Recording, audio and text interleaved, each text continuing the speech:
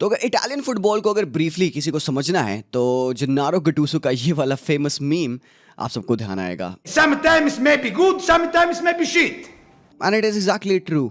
Italy की current condition बहुत ही ज़्यादा डायर है क्योंकि इटली प्रोबेबली अपने third consecutive FIFA world cup से मिस आउट कर सकती है। यस, हालांकि अपने पिछले मैच में उन्होंने एस्टोनिया को फाइनल हराया जो कि जेन्नारो गटूसो का पहला गेम था। फर्स्ट हाफ में एस्टोनिया के अगेंस्ट 0 गोल, नेक्स्ट हाफ में उन्होंने चेंजेस करे एंड भाई वो इटालियन नेशनल टीम 5 गोल पेल किया है एस्टोनिया को। As much as it would be a decent result but ये गारंटी नहीं देता है गिवन ग्रुप। अगर तुम देखोगे यहाँ पे they still stay at the third spot और इस ग्रुप में आपके पास फर्स्ट में है नॉर्वे, सेकंड पे है इजराइल इजराइल से भी पीछे है भाई इटली यार at the moment. So they have to really work hard to qualify for the next world cup. But how does a 4-time world champion come into this situation? 2018 में miss out किया उन्होंने world cup को, 2022 में miss out किया उन्होंने world cup को, 2020 euros winners कैसे कर सकते हैं ये? And they are at the moment looking at another exclusion from the 2026 FIFA world cup. तो चलिए जानते हैं आज के इस वीडियो में इटालियन फुटबॉल के डाउनफॉल के बारे में। So if you have to understand the collapse you have to know what came before. Italian football was never about just players. It was about architecture, it was about design, about structure, it was about discipline and intelligence. And hence, वहीं से Italian football ने अपने virtues को उठाया. Proper positioning, proper structure, proper discipline, proper organization, intelligence और neatness. जो old brand of Italian football था वो सिनोनिमस था with impeccable defending and tactical cunningness. एक ऐसा स्कूल ऑफ थॉट जो कि एक फिनोमिना पे बिल्ड था कि किसी भी तरीके की इंडिविजुअल ब्रिलियंस को आप डिफीट कर सकते हैं विद कलेक्टिव ऑर्गेनाइजेशन। और इस फिलॉसफी को नाम दिया गया कैटेनाचियो का, जिसका लिटरल मीनिंग है डोर बोल्ट। एक ऐसा सिस्टम जो कि प्रायोरिटाइज करता है कॉम्पैक्टनेस, वो इन्वॉल्व करता है एक स्वीपर जिसको हम लिबेरो कहते हैं जो कि बिहाइंड द बैकलाइन एक्ट करता है, और एक ruthless game management. Catenaccio wasn't just एक जेन्युइन एक practical response through competition, it was also meant to deliver trophy and identity. And Italian football ने फ्लरी में world cup back to back जीता 1934 and 1938 में, and then post World War II यहाँ से कैटेनाचियो actually started to reap its benefit on the league phases as well. हालांकि next world cup उनको 1982 में मिलेगा पाओलो रॉसी के उस कैंपेन में जहां उन्होंने गोल्डन बूट जीता, and then they had to wait another 2 decades almost कि उनको अपना नेक्स्ट फीफा वर्ल्ड कप मिले। and then 2006 में इटली ने अपना 4th और फाइनल फीफा वर्ल्ड कप जीता led by the greats like Buffon, Cannavaro, Gattuso, Pirlo.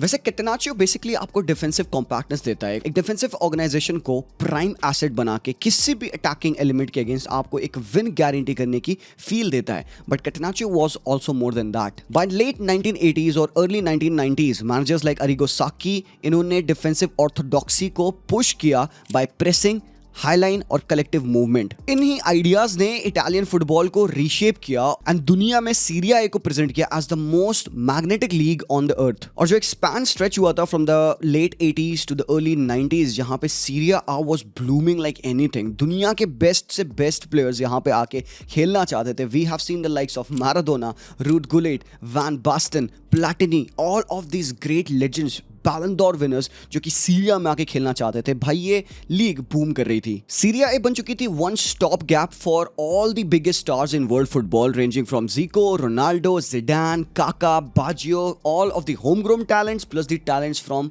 abroad as well. सब लोगों को सीरिया में खेलना था because this was the most watched league. 1960s और 1970s में इटालियन फुटबॉल के फाउंडेशन बने। 1980s और 1990s में एक्सप्लोजन हुआ। AC मिलान के यूरोपियन सक्सेस, यूवेंटस का domination on the domestic front, Diego Maradona की title gripping win of Napoli and big clubs filled by global superstars. और इन्हीं डिकेड्स में एक ऐसी पाइपलाइन बनी प्लेयर्स की जिन्होंने सीखा इसी एनवायरनमेंट में जहां पे tactics mattered as much as technique, defenders जो कि फिलोसोफर्स बन गए थे पोजीशनिंग में, मिडफील्डर्स जो कि मास्टरमाइंड और मास्टरोस बन रहे थे, अटैकर्स जो कि ऐसी फ्लूइडिटी लर्न कर रहे थे जहां पे वो हाफ स्पेसेस में रूथलेस होते थे, और भाई प्योर कोल्ड ब्लडेड फिनिशर्स। और हमने एक स्कूल ऑफ थॉट को बिल्ड होते इटालियन फुटबॉल में देखा। लोग इटालियन फुटबॉल को देखते थे दूर से, सोचते थे इनको हम हरा कैसे सकते थे बिकॉज ये एक अमेजिंग एंटिटी होते थे और इनका प्लेइंग स्टाइल ऑल्दो कितना भी प्रैग्मेटिक रहे it was thought to be very difficult to beat.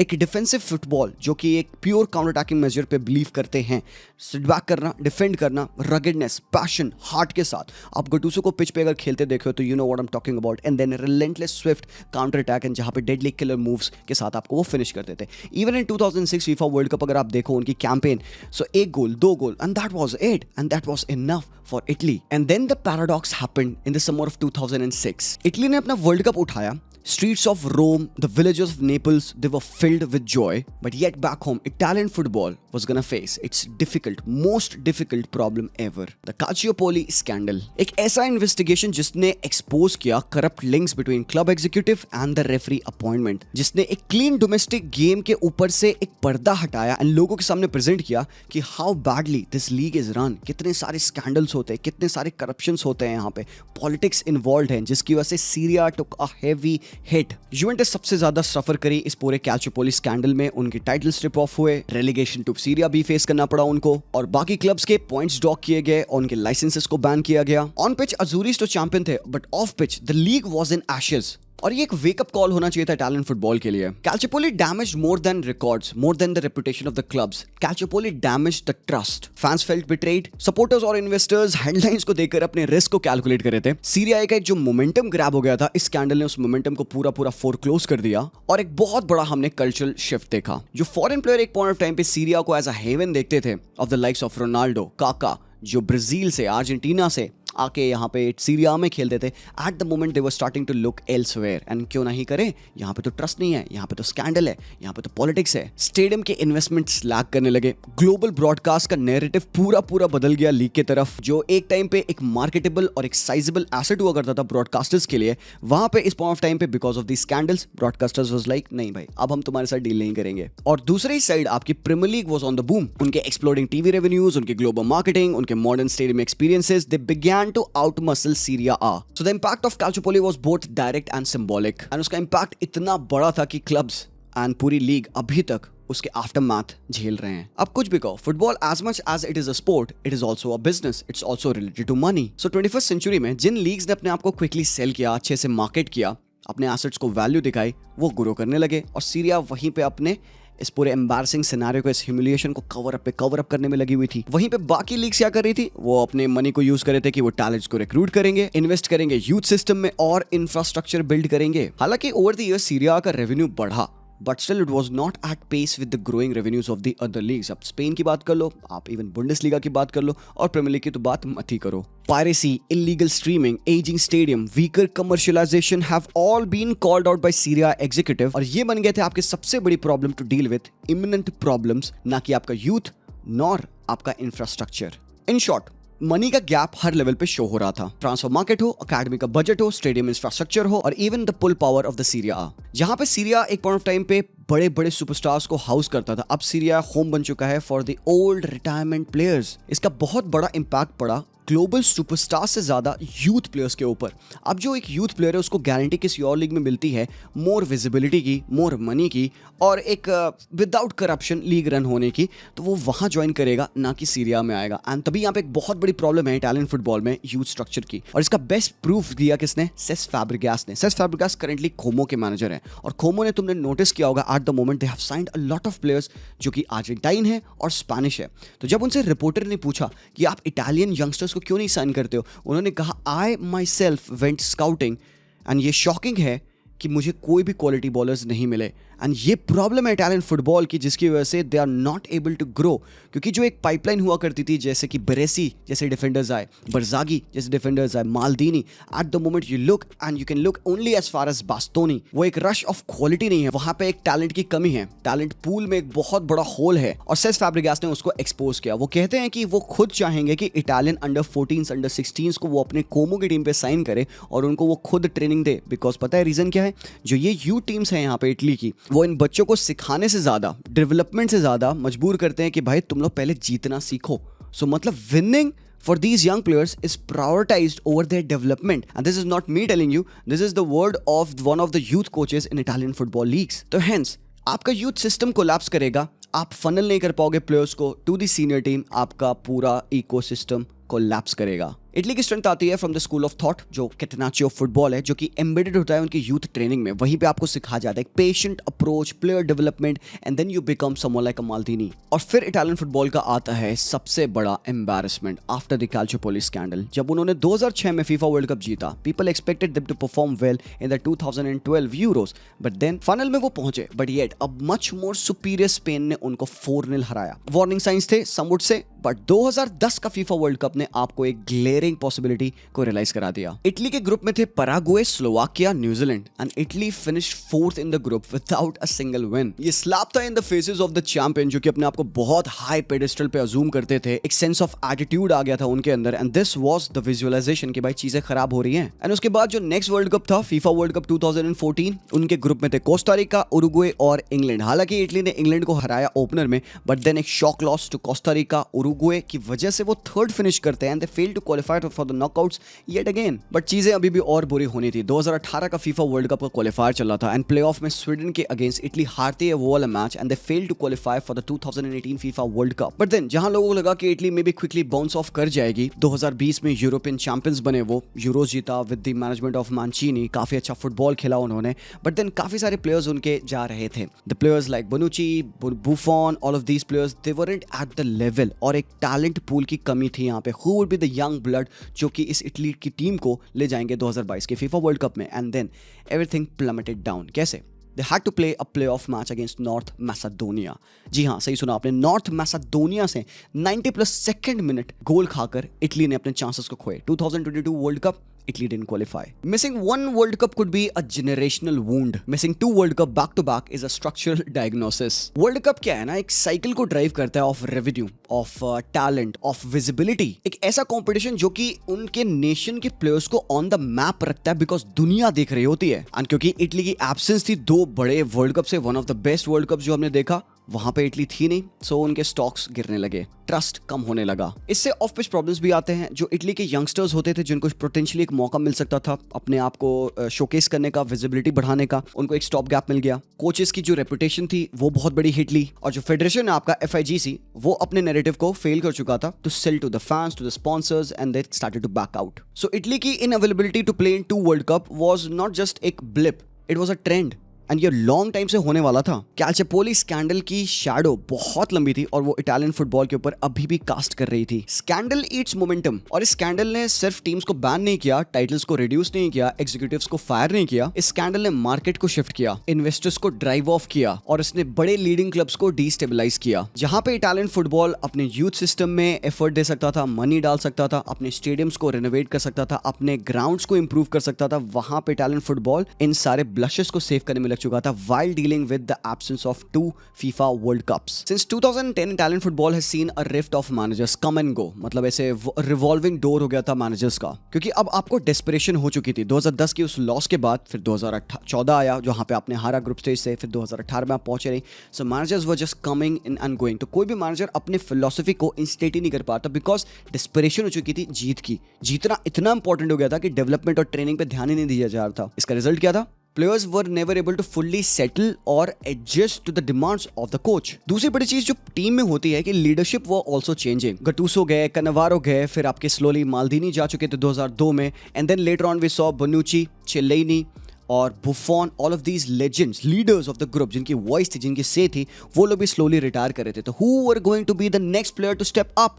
कौन था? ये सबसे बड़ा क्वेश्चन था इटालियन फुटबॉल का। Who will be the guy, who will be the leader to step up and sing that national anthem with passion? And उसको और verse किया गया बाय सम मैनेजर्स जो कि अभी भी डायनासोर अप्रोच पे बिलीव करते थे। कुछ ऐसे मैनेजर्स जिनका यहाँ पे मैं नाम नहीं लेना चाहूंगा, उनको लगता था कि इटालियन फुटबॉल के यंगस्टर्स को पहले सीरिया डी में खेलना चाहिए, सीरिया सी में खेलना चाहिए, देन बी में खेलना चाहिए, एंड देन उनको फर्स्ट टीम के लाइट मिलनी चाहिए। तो जब तक तो वो 23 ईयर्स के होते हैं, दुनिया के यंगस्टर्स ऑलरेडी अपने बेल्ट में 200-300 गेम्स ले लेते हैं, एंड यहाँ पे they haven't seen the light of first team football. तो वो कैसे नेशनल टीम में आ पाएंगे, कैसे हेल्प कर पाएंगे? So this type of thinking, ये स्ट्रक्चरल थिंकिंग है, ये FIGC की प्रॉब्लम थी, ये इम्प्रॉपर प्लानिंग थी of some of the coaches of Italian top flight teams की मैं बात कर रहा हूँ यहाँ पे, that led to a drought in the talent pool as well. But ये बहुत आयरोनिकल है for me to say this, क्योंकि एट द मोमेंट अगर तुम देखोगे तो Italians are under 17 and under 19 European champions, और लास्ट टाइम के अंडर 20 फीफा वर्ल्ड कप में रनर्स अप भी रहे हैं वो। So that tells you talent तो स्टिल है,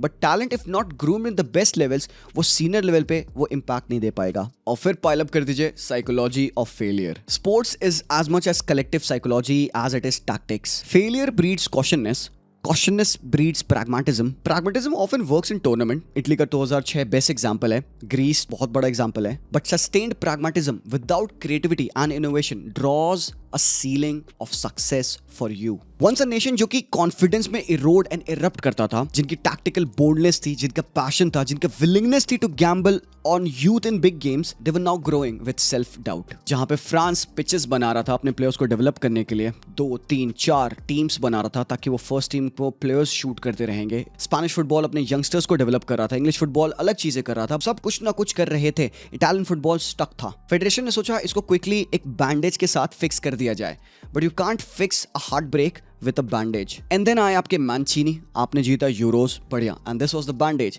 उसके बाद मैंचीनी just ups and leave because he was not agreeing to be forced by the federation because of the player selection. फिर आपके आते हैं स्पेलेटी, जो कि भाई नापोली के साथ बेहतरीन काम किए थे. स्पेलेटी अपनी छुट्टियों पे था जब उसको कॉल किया गया कि भाई आओ और नेशनल टीम को मैनेज करो. And when Spalletti arrived, although results अच्छे नहीं थे because he didn't inherit a very good team. Spalletti को और टाइम देना चाहिए था, बट उस बंदे को भी आपने सैक कर दिया. And then your eyes turn towards Ranieri, जो कि रोमा को लीड कर रहे थे.